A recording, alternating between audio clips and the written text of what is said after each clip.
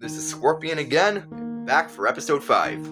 Now for episode 4, just want to give you some quick notes. I actually recorded that more in the afternoon, and then edited it.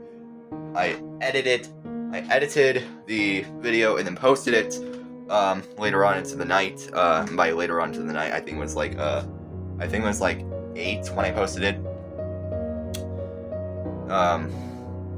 In the time zone that I'm in.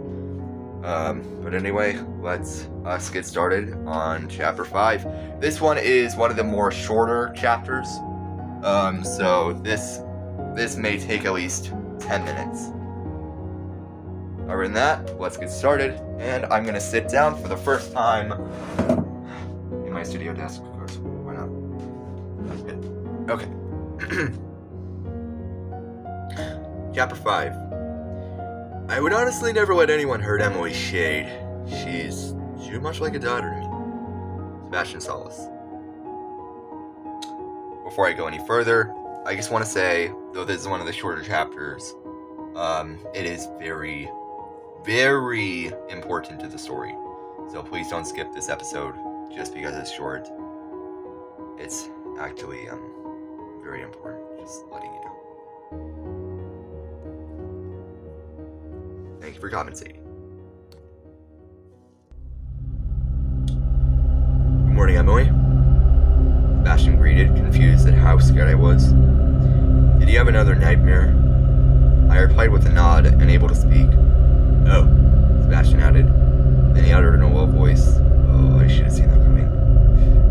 Shivered Habadisam, I muttered quietly and groggily, trying to keep myself together since that eerily realistic nightmare.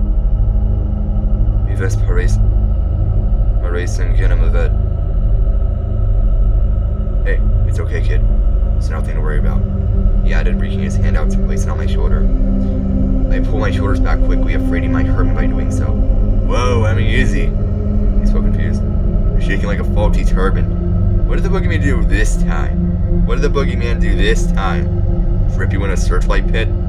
I rode away from him, pinning myself against the wall as I started to cry. Come on, breathe. I'm right here. He replied, trying to wipe away my tears with his fingers, though I resisted. I've only got the 2 hands. See? He showed his empty hands to me. I counted them, knowing the third one, born out of the multitude of mutations, was pinned behind his back, dead weight under his coat. I'd know that the real Sebastian likes to play jokes on me. He was real, and this wasn't just another dream. I know. I replied, wiping away the tears and trying to slow my heart down. It's just from en full subverkelig. I see. He replied. Okay, well, I'll try not to touch your shoulders for a little bit. How does that sound? Shishlik, I replied, smiling softly. I couldn't fathom staying silent about the strikes, so I gripped his arm, my fingers digging into the fabric of his brown overcoat. Cornelius Gov den Forsafarso. I want a worried look and go off my face. It's so come in, Jack. It's Sheikh Fartuma. What's a man? If I get to name.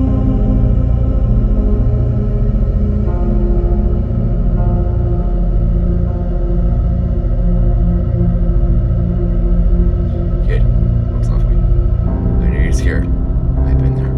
Don't worry. You'll never be injured. You have me, and that's enough. Well, it looks like you're all ready for the rest of the day, Sebastian continued. Since you're ready for the day, which I'm assuming you are, get out of bed and follow me. Following him through the corridors was easier said than done, considering the fact that I was speeding through those corridors at Mach 1 a few hours earlier. My legs felt like they were going to fall off. But being the person I am, willing to stand up to fear, that is, I still complied. We walked out of the network of corridors, out to the docks, and went up to the nearest guardsman. This one, however, would be guarding the eastern stairway, with the catwalks on the upper platforms leading outside. So it took some negotiation. After the guardsman said no for the 5th time, Sebastian, being a man full of surprises, would give the guardsman our access cards. Finally, the guardsman will let us through.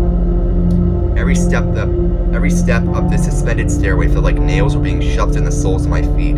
but I saw the loading docks with their full glory. The guardsmen like black dots on the ground. In the midst of minutes, it felt less like time and more like a stanza in a poem I hadn't written yet. We would finally ascend. There's a little something Dante and I added. Yeah, I tried to convey a Dantean sentence structure. And by the way, I actually work on the novel while I'm both here in Virginia and also in Florida, so I can keep some good tabs on this. Let's continue. The outside area was heart-stopping, let me tell you. The pines coming out of the snow like white and green spikes were truly amazing. The cold ocean breeze felt sharp on my skin like drinking ice water. Urban Shade had always kept my existence null to the public eye, so I was never able to step outside. This was truly a magnificent sight.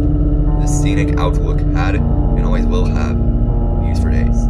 Sebastian then carefully put 2 hands on my shoulders, comfortingly, and another on my head, weaving it through my hair in a calm fashion.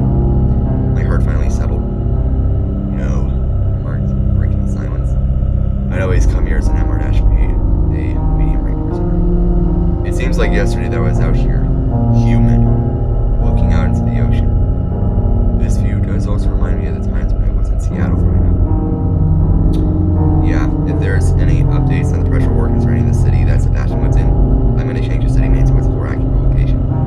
But for now, I'm just going to say it's Seattle, unless the pressure war never gets changed. Then maybe Seattle, maybe like one of the more mountainous towns in Washington, considering how he talks about that in one of the conversations with the painter. Which we will talk about the painter in later episodes. But I'm going to keep going. I'm here, but I'm not the person I once was. I always say I view as a friend. Don't forget Zero. I did.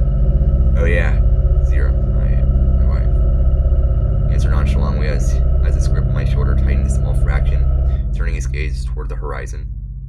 Could he be a pal and check on her for me? Cephalic Sebastian, I answered. Why wouldn't I?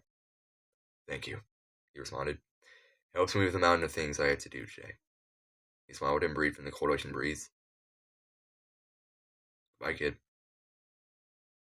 Flavel, I replied finally, and I made my way back towards the stairway into the loading docks like a lone survivor. The sharp pain in my feet transitioned into an aching dull throb.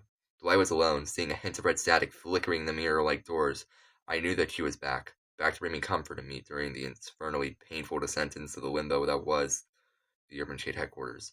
Escape of corporate hell that contained those who merely existed to exist, those whom their eyes were never seen, only the dull reflections off their visors, those who never looked into my eyes, but at the rank on my shoulder, those caught between the plane of life and being expendable.